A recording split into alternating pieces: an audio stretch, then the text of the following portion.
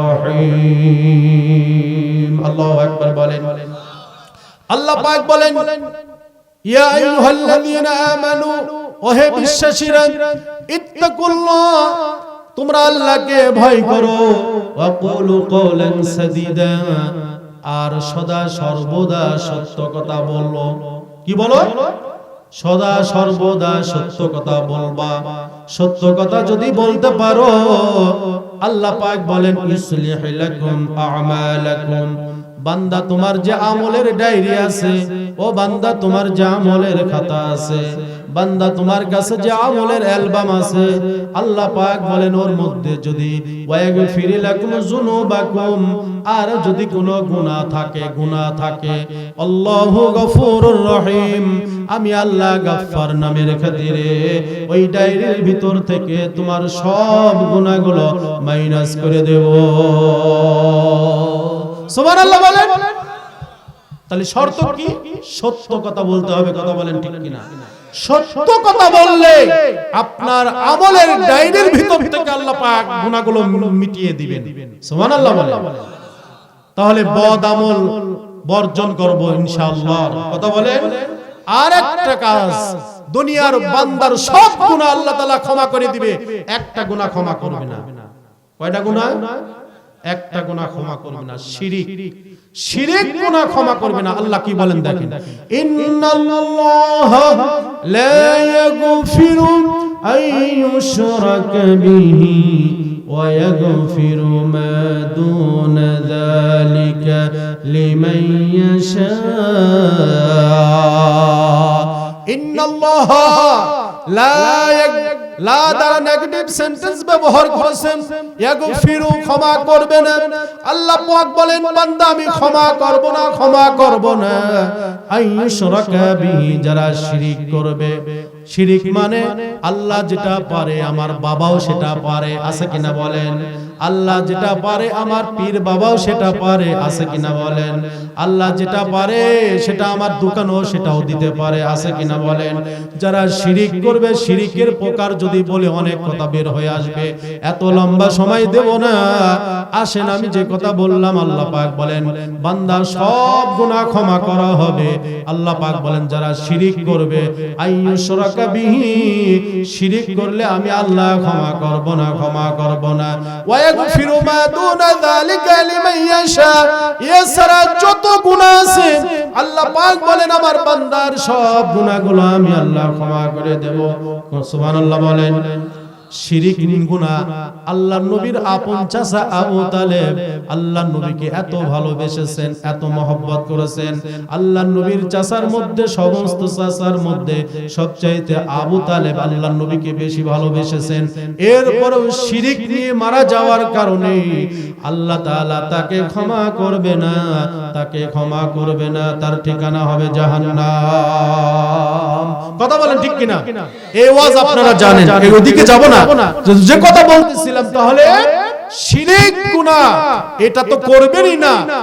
আর এই যে বাকি গুনাহগুলো, বদআমল গুলো আছে, ছোটখাটো গুনাহ যেগুলো জিনা, ব্যভিচার, চুরি, ডাকাতি, ছিনতাই, মানুষের খুন খারাপি, এরপরে মানুষকে ঘৃণা করা, মানুষের সাথে অহংকার করা, সব গুনাহ বর্জন করে আপনি আল্লাহ রাসূলের আদর্শ গ্রহণ করতে পারে যদি পারেন, আপনার আখলাক যদি পরিবর্তন করতে পারেন, তাহলে আপনি একজন দামি মানুষ হয়ে যাবেন। কথা বলেন ঠিক কিনা?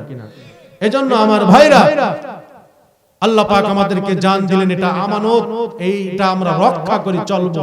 দুনিয়ার সব বর্জন করব, বদআমল, আর নেক আমল ধরব। নেক আমলের মধ্যে এই যে নামাজ, মসজিদ আছে, এখানে আছে কিনা বলেন? মসজিদ আছে। আল্লাহর নবী বলেছেন যারা 5 ওয়াক্ত নামাজ আদায় করবে জামাতের সাথে, আল্লাহর নবী বলেছেন কয়েকটা পুরস্কার দেওয়া হবে। কি পুরস্কার? আল্লাহর নবী বলেন, আন্নাহু যাকারাস সালাতা ইয়াওমান ফাকালা মান হাফাযা আলাইহা কুনতা লাহু নূরা ওয়া বুরহানা ওয়া নাজাতা ইয়াওমাল কিয়ামাতি ওয়া মান লাম তাকুল লাহু নূরা ওয়া লা বুরহানা ওয়া লা নাজাতা ইয়াওমাল কিয়ামাতি মা'a কারুনা ওয়া ফিরআউনা ওয়া হামানা ওয়া উবাই ইবনে খালফ।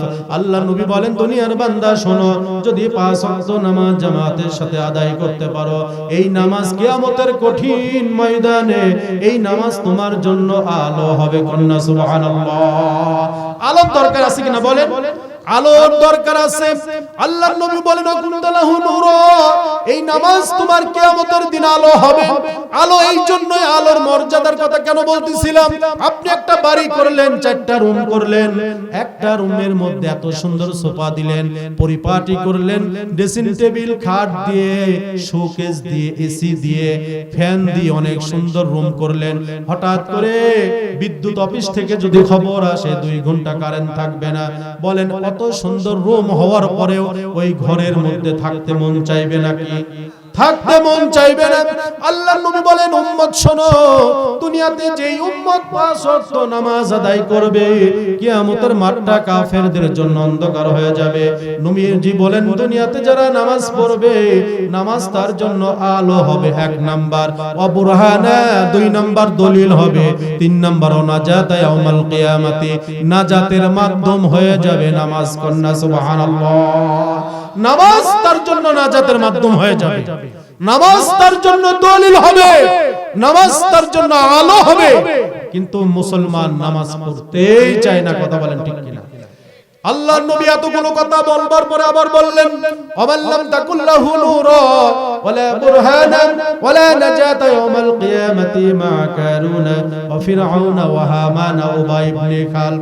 আল্লাহর নবী বলেন দুনিয়ার মধ্যে যারা নামাজ পড়বে না, নামাজ পড়বে না, নামাজকে মেরে ফেলবে, নামাজকে নষ্ট করবে, নামাজ পড়বে না, আল্লাহর নবী বলেন কিয়ামতের ময়দানে, হাসরের ময়দানে নামাজ তার জন্য দলিল হবে না, নামাজ তার জন্য আলো হবে না, নামাজ তার জন্য নাজাতের মাধ্যম হবে না, বরঞ্চ ওই মানুষটার হাসর হবে ফিরাউনের সাথে, হামানের সাথে, কারুনের সাথে, উবাই ইবনে খালফের সাথে। কন্যা নাউজুবিল্লাহ।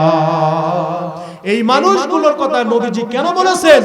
ফিরাউন ছিল সবচাইতে ইসলামের বড় দুশমন। কথা বলেন ঠিক কি? ফিরাউন দুশমন ছিল না বন্ধু ছিল? দুশমন ছিল। কারুন তিনিও দুশমন ছিলেন, হামান তিনিও ইসলামের দুশমন ছিলেন, এরপরে উবাই ইবনে খালফ তিনিও ইসলামের দুশমন ছিলেন। সুতরাং এই মানুষগুলো ছিল নোংরা মানুষ। এই নোংরা মানুষের সাথে হাসর হবে। দুনিয়াতে যারা নামাজ পড়বে না, দুনিয়াতে যারা নামাজ পড়বে না, তাদের হাসর হবে ওই নোংরা মানুষের সাথে। এখন আপনারা যারা আছেন বলেন আমাদের হাসর ওই নোংরা মানুষের সাথে হোক, এটা কি আমরা চাই? বলেন আমরা চাই না। আমরা চাই আবু বকরের সাথে, ওমরের সাথে, উসমানের সাথে, আলীর সাথে আমাদের হাসর হোক, এটাই আমাদের কামনা। কথা বলেন ঠিক কিনা? আমার ভাই, আমার ভাইরা আসুন, আলহামদুলিল্লাহ। এই যে 10 টাকা দান করছেন, আল্লাহ পাক দান কবুল করেন। সকলে বলেন আমিন।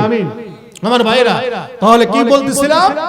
এখন নামাজ আপনারা এই যে এখানে পাতলা বসতি দেখতে পাচ্ছেন, অল্প বাড়ি, কতটি ঘর আছে এখানে বলেন একটু? 70-75।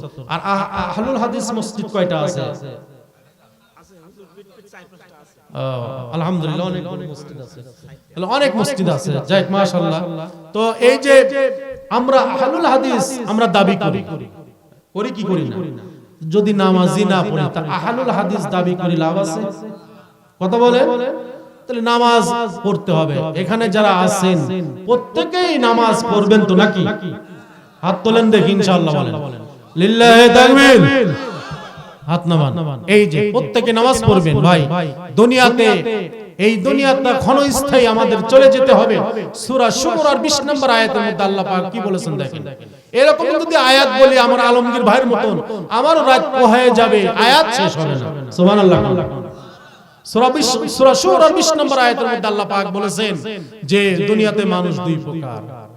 এক প্রকার দুনিয়া চায় আর এক প্রকার আখিরাত চায়। সুবহানাল্লাহ। তো আমরা কি আখিরাত চাই না দুনিয়া চাই? আখিরাত চাই। কিন্তু আল্লাহ তাআলা আরেকটা আয়াতে বলে দিবেন, বান্দা তুমি দুনিয়াও চাও আখিরাতও চাও। কি চাও? দুনিয়াও চাও আখিরাতও চাও। যে দোয়াটা আমরা পড়ে থাকি রব্বানা আতিনা ফিদ দুনিয়া, বলি কি বলি না? এখানে একটা কথা। আবার সূরা হাদীদের